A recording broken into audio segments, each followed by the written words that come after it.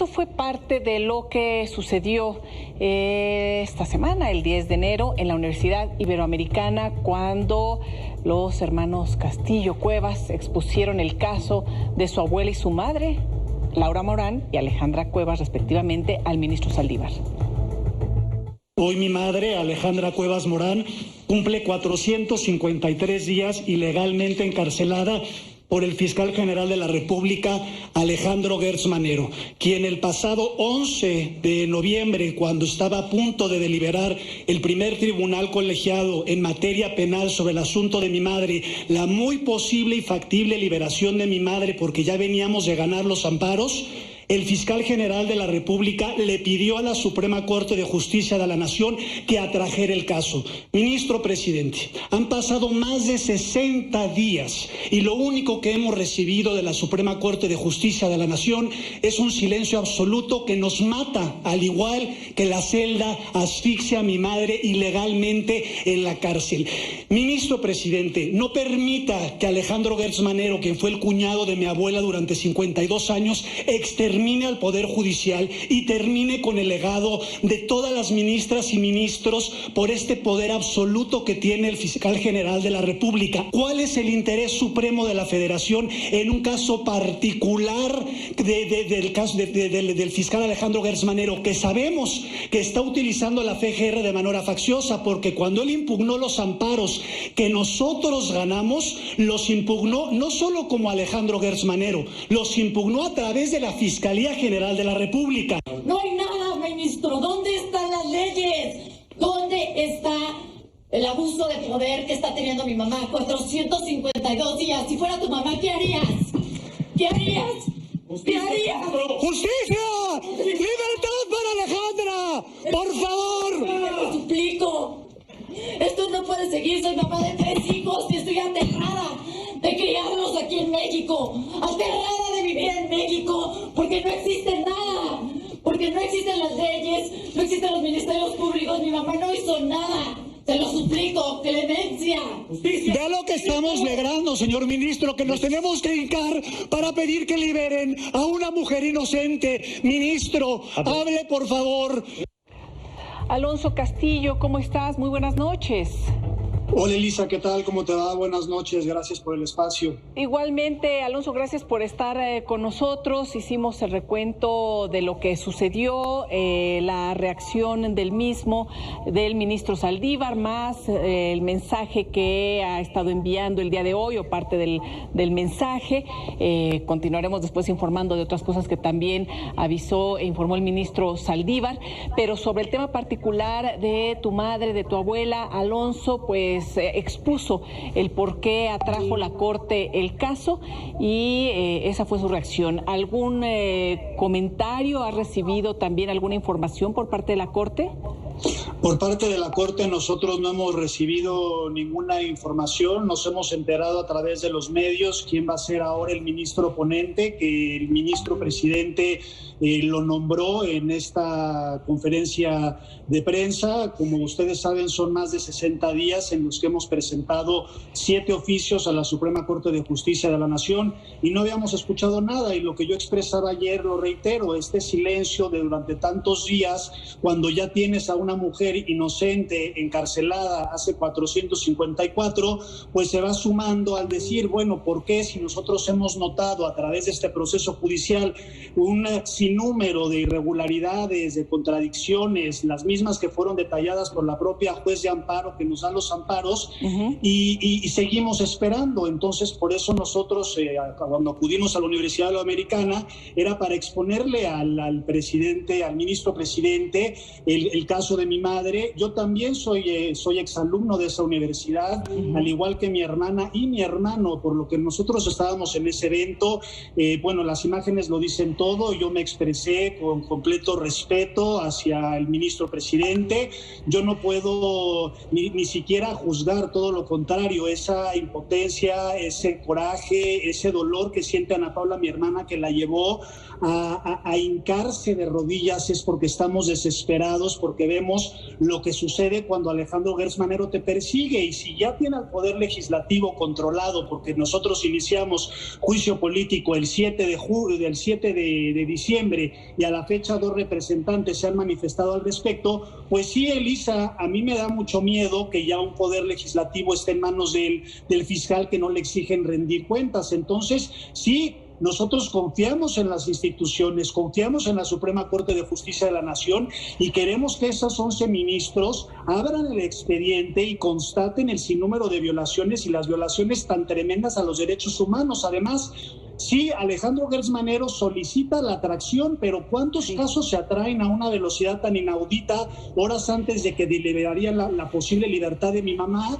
De pronto se cancela todo, han pasado más de 60 días y hasta ayer que se ocurre esto, hasta el día de hoy es que nos enteramos de lo que está ocurriendo y quién va a ser el ministro ponente en el caso de mi mamá, que hay que recordar además que esta atracción a la Suprema Corte pues son casos que tienen un interés supremo de la Federación, una gran trascendencia, que tienen una magnitud tan importante, y este es un litigio personal entre comillas, porque pues Alejandro Gertz Manero es parte, pero también es juez, también es policía y también es extorsionador, Elisa.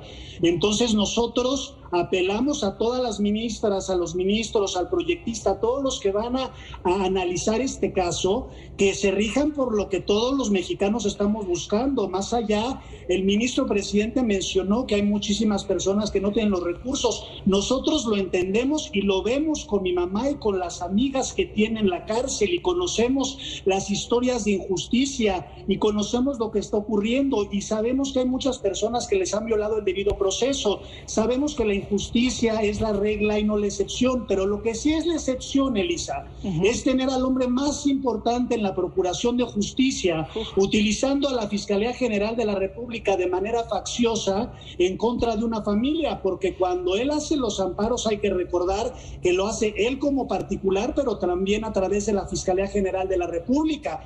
Entonces, en este momento nosotros lo que seguimos pidiendo es justicia pronta y expedita, una justicia que ya está de por sí tardía, con el simple hecho de que cualquier ministra, ministro, abogado viera que el expediente arrestan a una mujer inocente, no dicho por mí, dicho por las autoridades, que contaba con un amparo, con una suspensión vigente, y sigue en la cárcel.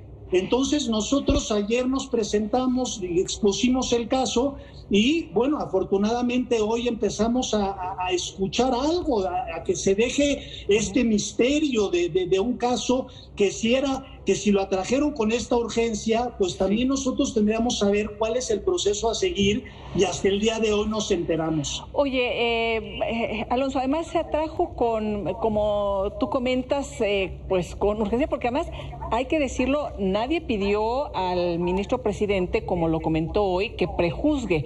Estaban pidiendo que por favor se atienda lo más pronto posible, como cualquier persona, y muchas han asistido y acudido o han enviado cartas a la Suprema Corte en distintos momentos.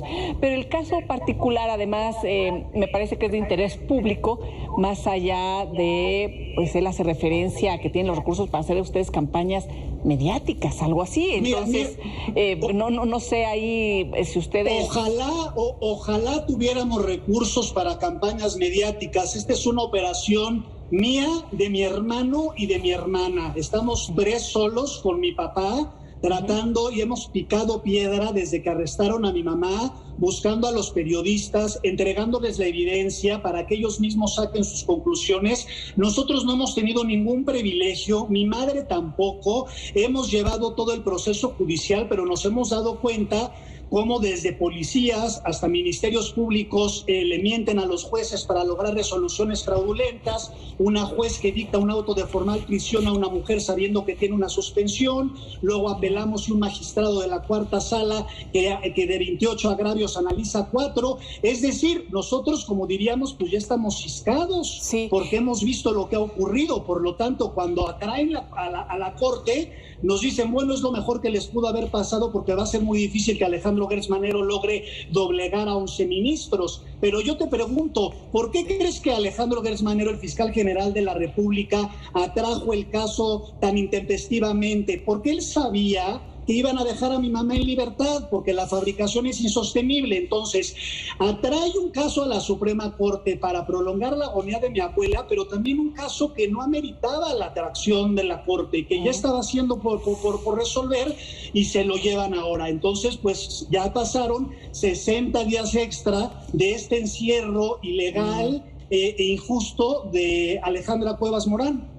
Oye, Alonso, sí, nada más esta parte me parece importante, lo hemos reiterado, se iba ya a resolver por parte de un tribunal el caso de tu madre, y es cuando el ministro Saldívar expone públicamente en un video que a él le pareció importante que resolviera la Corte, e indicó, y mis compañeros y compañeras coincidieron.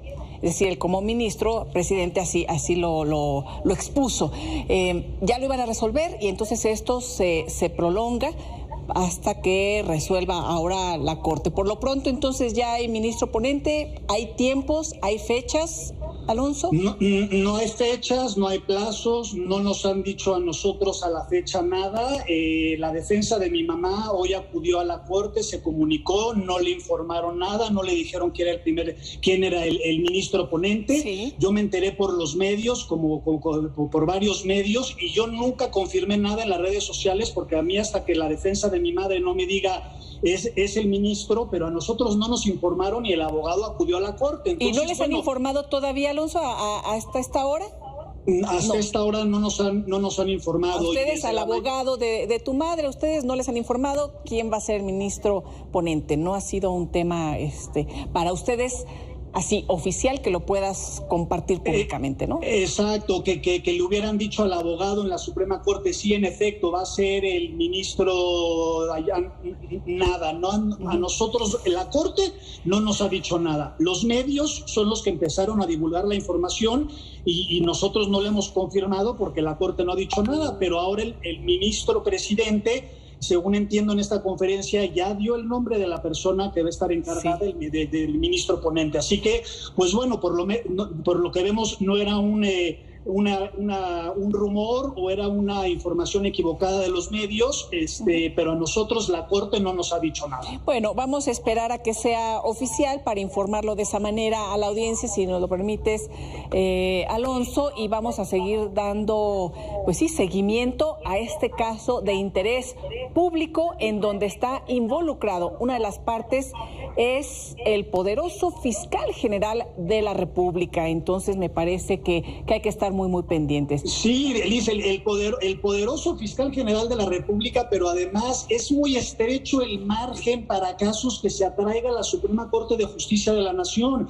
Y yo sé que fueron los ministros que lo decidieron, pero fue a petición de Alejandro horas antes. ¿Por qué, si ya 3 magistrados habían tomado el tiempo, habían analizado, habían examinado, teníamos una videoconferencia 2 días antes de la deliberación, y de pronto todo se cancela? Es decir, estamos en manos de una persona tan poderosa que creo que es válido y creo que se tiene que entender de dónde está saliendo nuestras ideas, nuestros pensamientos, nuestro temor, porque hemos visto que cuando el fiscal general de la República te persigue, la ley se extingue. Entonces, qué bueno que hoy, una vez más, como el día de ayer, el ministro presidente habló de la Constitución, de los derechos humanos, de la imparcialidad, que eso es lo que buscamos todos los mexicanos. Sí. Todos merecemos el debido proceso, todos merecemos justicia. Esto no es un caso, como decían, que porque recursos mediáticos, no hay ningún recurso más que nosotros estamos todos los días tratando